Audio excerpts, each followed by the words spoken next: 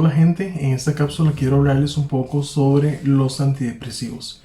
Son de los fármacos más prescritos en la actualidad y como profesionales en psicología debemos de conocer su composición, algunas características y efectos secundarios para brindar psicoeducación a nuestros pacientes.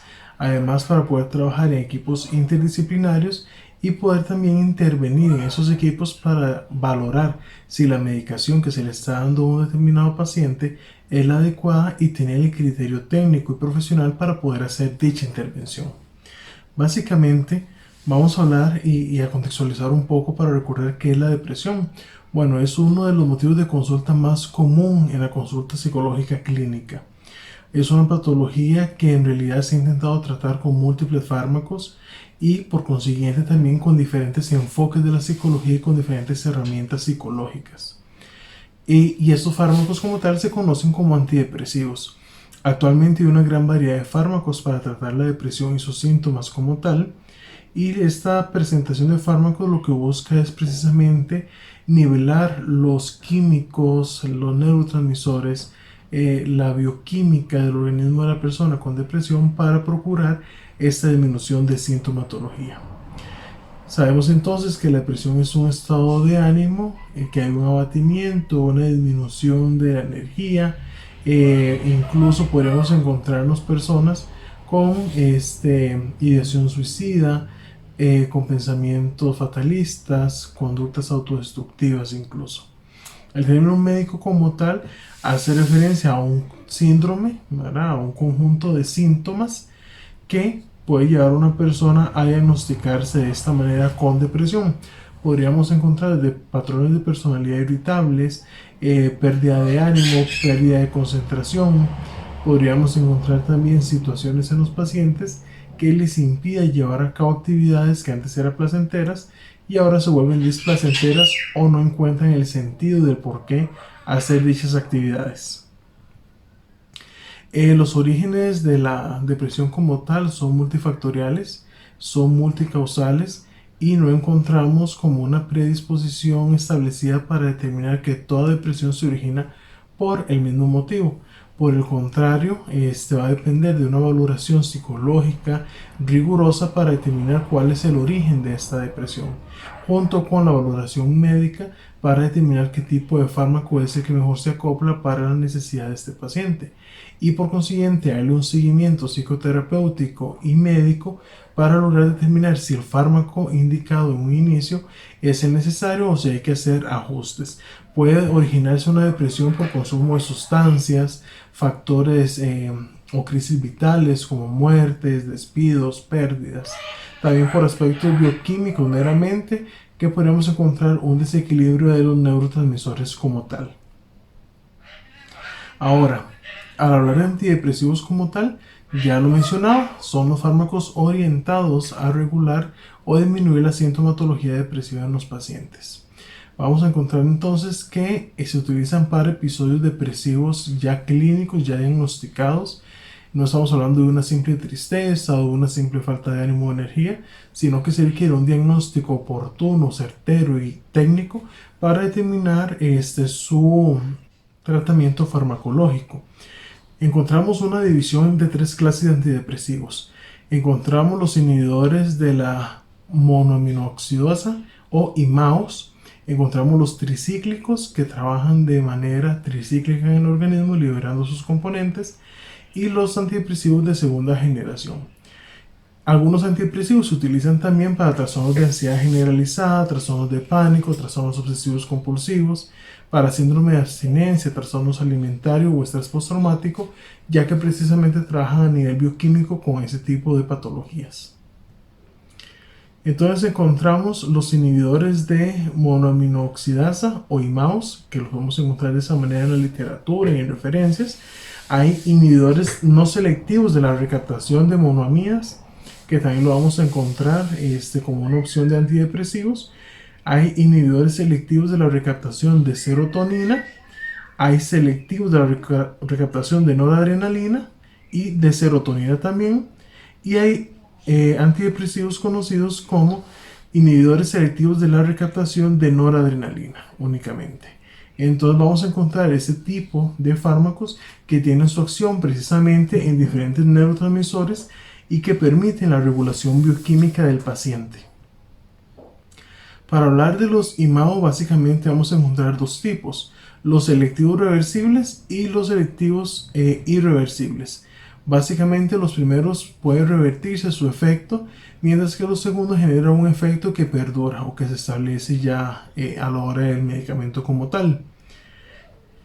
El mecanismo de acción de los IMAO, pues básicamente inhiben lo que es esta enzima, la monoaminooxidasa, que impide la degradación y el proceso de oxidación de la noradrenalina y de la serotonina a nivel del sistema nervioso periférico, y eso permite que aumente la concentración a nivel neuronal y con ello potencia el efecto de esos neurotransmisores. La MAO se presenta en dos tipos de enzima. Estas van a trabajar en las enzimas A meramente, y lo que actúan es sobre la tiramina y la dopamina para generar este efecto y potenciar también su respuesta o su funcionamiento a nivel neuronal.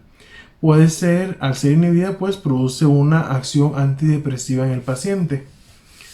Luego tenemos los inhibidores de la monoaminoxidasa o IMAOs. Básicamente podemos encontrar diferentes fármacos, pero el principal es el toranilcipromina. Este fármaco como tal es antidepresivo y ansiolítico, entonces también se puede utilizar para trastornos de la ansiedad como tal. Su farmacocinética, bueno, básicamente es un medicamento de vía oral. Se une el 50% de las proteínas plasmáticas, donde se metaboliza, se metaboliza meramente a nivel hepático, en el hígado, y proporciona entonces un metabolismo en la mayoría de sus activos, o sea, permite que se metabolice adecuadamente la mayoría de sus componentes químicos. Se elimina a través de la orina, y la vida de eliminación en promedio es de 1 a 3 horas dependiendo del metabolismo del paciente. Hay que tener precaución con ese tipo de medicación, ya que algunas reacciones adversas que podríamos encontrar son más frecuentes: hipotensión, o sea, una disminución de la tensión arterial, mareos, cefaleas, náuseas, vómitos, estreñimiento, aumento del peso asociado con edema, insomnio, inquietud, pesadillas, delirios e incluso psicosis en algunos pacientes. A nivel terapéutico, como les mencionaba, su uso generalmente es como antidepresivo en depresiones atípicas y algunos trastornos conocidos como ansiedad depresiva, que algunos psiquiatras podrían referir para su correspondiente medicación. Al hablar de los inhibidores no selectivos de la recaptación de monoaminas, encontramos que estos se encuentran dentro de los antidepresivos tricíclicos, o sea que tienen 3 ciclos de liberación en su vida media, y los antidepresivos heterocíclicos o afines. Básicamente esos se difieren en su eficacia y en el tiempo necesario para que se genere una acción. Poseen menos efectos adversos que los anteriores. En su mecanismo de acción impiden que se recapte la noradrenalina y la serotonina en la membrana neuronal. Eso hace que entonces se incremente la concentración en la zona sináptica. Recordemos la sinapsis en la conexión neuronal, pues precisamente este medicamento hace que incremente la producción de noradrenalina y de serotonina en ese espacio. Por tanto, genera un efecto para potenciar sus reacciones bioquímicas como tal. Encontramos varios fármacos, y tal vez acá ya empecemos a escuchar nombres tal vez más conocidos, como por ejemplo la imipramina. Se utiliza para el trastorno de ansiedad y también depresión, más cuando están asociados. La amitriptilina es el sedante en depresión mayor, es como el estándar o el medicamento que más se utiliza en casos de depresión mayor para sedar a la persona, para disminuir su sintomatología. La acción farmacológica de esos medicamentos, bueno, es una acción antidepresiva. Algunos también pueden tener sus efectos ansiolíticos, dependiendo del caso, y por supuesto tiene una actividad o un efecto analgésico en el paciente. A nivel de la farmacocinética vamos a encontrar entonces que hay una buena absorción oral, pero puede haber un intenso efecto en el primer paso a nivel hepático para su metabolismo. La vida media de eliminación es larga, va de 10 a 40 horas, lo cual permite que su administración diaria sea de 1 o de 2 dosis al día para lograr regular y mantener su efecto. Sin embargo, los fármacos, como toda sustancia que entra al organismo, va a tener algunos efectos adversos. Pueden ser, por ejemplo, que dé lugar a efectos anticolinérgicos, que genera eso a su vez visión borrosa, sequedad de la boca, estreñimiento, retención urinaria, confusión, deterioro de la memoria y también delirios. La persona puede sentirse completamente sedada, un aumento en el peso, hipotensión incluso y efectos cardiovasculares en algunos pacientes. Tenemos los inhibidores selectivos de la recaptación de serotonina, y acá entra en juego un medicamento sumamente famoso que es la fluoxetina, antes conocida o aún como Prozac, y es un tratamiento que ha tenido una gran evolución en los últimos 15 años, ¿verdad? Ya que se ha trabajado bastante en regular las dosis, en regular también los efectos que genera. Si bien tiene algunos efectos secundarios, esos suelen ser menos problemáticos que los otros antidepresivos, por lo cual generalmente se inicia un tratamiento con esos inhibidores en los pacientes para intentar que no tengan que llegar a medicamentos tal vez más fuertes que generen mayores efectos secundarios, principalmente para evitar la somnolencia. Pueden ser eficaces y se utilizan en tratamiento de eyaculación precoz y también algunos tipos de insomnio. Sin embargo, hay evidencia que ese tipo de medicamentos podrían generar un incremento en lo que es ideación suicida en los pacientes. El mecanismo de acción básicamente lo que hace es inhibir la recaptación de serotonina. Eso hace que aumente la concentración de serotonina en la hendidura sináptica, en esta conexión interneuronal, y por tanto prolonga la actividad de estos receptores. Fármacos conocidos como inhibidores, bueno, tenemos la fluoxetina, que ya lo mencionaba anteriormente, y la sertralina. La acción farmacológica es antidepresiva y ansiolítica en algunos casos, en diferentes trastornos de ansiedad. Poseen una muy buena absorción oral y con unión de proteínas plasmáticas. Su concentración alcanza en promedio de 2 a 8 horas. Y algunas aplicaciones terapéuticas para las cuales se utiliza este medicamento encontramos trastornos mixtos de la ansiedad, depresión, y si bien la fluoxetina podría generar incremento en ideación suicida, es un efecto muy poco común, pero aparece. Y al mismo tiempo se utilizan a la hora de sedar a la persona, de relajar, de disminuir los síntomas, se utilizan también en algunos trastornos como el obsesivo compulsivo y también cuando hay intento suicida. Efectos adversos, generalmente los más frecuentes son los relacionados al tracto gastrointestinal, náuseas, vómitos, diarreas. En el sistema nervioso central podríamos encontrar cefaleas, confusión, ansiedad, alteración en el sueño. Pueden ser, esos síntomas generalmente son transitorios y una vez que se regule en el organismo, va a depender también de la dosis, la aparición o el mantenimiento de esos efectos secundarios. Tienden a inducir la anorexia, genera una pérdida de peso en el paciente y podría generar disfunción sexual como tal. Dentro de los inhibidores selectivos de la recaptación de noradrenalina y serotonina, básicamente es una acción meramente antidepresiva, ya que inhibe cómo se recapta la noradrenalina y la serotonina en el organismo, por lo que son inhibidores débiles de la recaptación de dopamina, ¿verdad? Entonces ellos nada más trabajan con noradrenalina y serotonina. Poseen la misma eficacia de los demás antidepresivos, pero tienen una gran ventaja.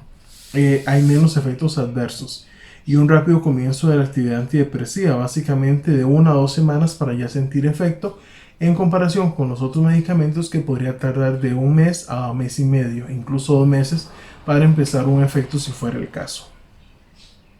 Venlafaxina es el medicamento más comúnmente conocido en esta categoría y se utiliza para trastornos de ansiedad también, ansiedad generalizada y fobia social. Básicamente se absorbe por vía oral, tiene una unión baja a las proteínas plasmáticas y el metabolismo es del primer paso en el hígado y se secreta por la vía renal, igual por la orina. La semivía de eliminación es de 5 a 12 horas en promedio, por eso precisamente el efecto es sumamente rápido en comparación a otros. Algunos efectos adversos es cuando hay una interacción con otros fármacos, podría haber algunos efectos adversos, pero es muy poco frecuente que ocurra. Sin embargo, por eso la importancia de una valoración médica para determinar esa interacción de fármacos. Se aplica, por supuesto, en estados depresivos como aplicación terapéutica.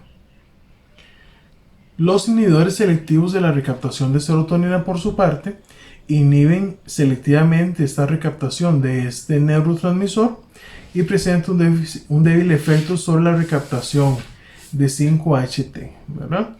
¿Qué ocurre acá? Esto no tiene efecto entonces sobre la dopamina directamente. A su vez, presenta una mínima afinidad sobre receptores muscarínicos y alfa-1 adrenérgicos, ¿verdad? Meramente relacionado a los neurotransmisores vinculados. El fármaco más conocido es la reboxetina. Básicamente se absorbe igual por vía oral como todos los medicamentos antidepresivos que he mencionado y alcanza una concentración en el organismo máxima de 2 horas desde su administración.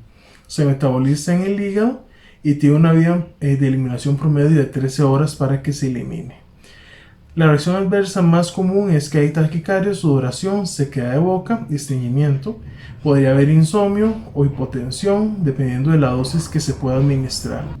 La aplicación terapéutica, bueno, se indica en casos graves de depresión y en pacientes que requieren mejorar su motivación y la autoestima, ya que da como esa energía o esa motivación para realizar las actividades.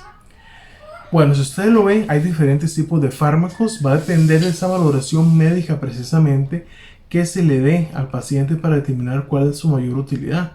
Sin embargo, la psicología debe de estar presente. No basta únicamente con eliminar síntomas, sino se trabaja a nivel psicoterapéutico su origen y la modificación de hábitos y la inclusión de nuevos hábitos a su estilo de vida para evitar recaídas posteriores, para favorecer una adherencia al tratamiento. Y lo ideal es que hayamos como psicólogos acompañado al paciente en conocer qué efectos podrían haber con este medicamento, educarle en la posibilidad de efectos adversos y también favorecer esa comunicación con sus médicos. Bueno, eso sería todo por esta cápsula. Espero que sea de utilidad para su formación y nos vemos en otra cápsula.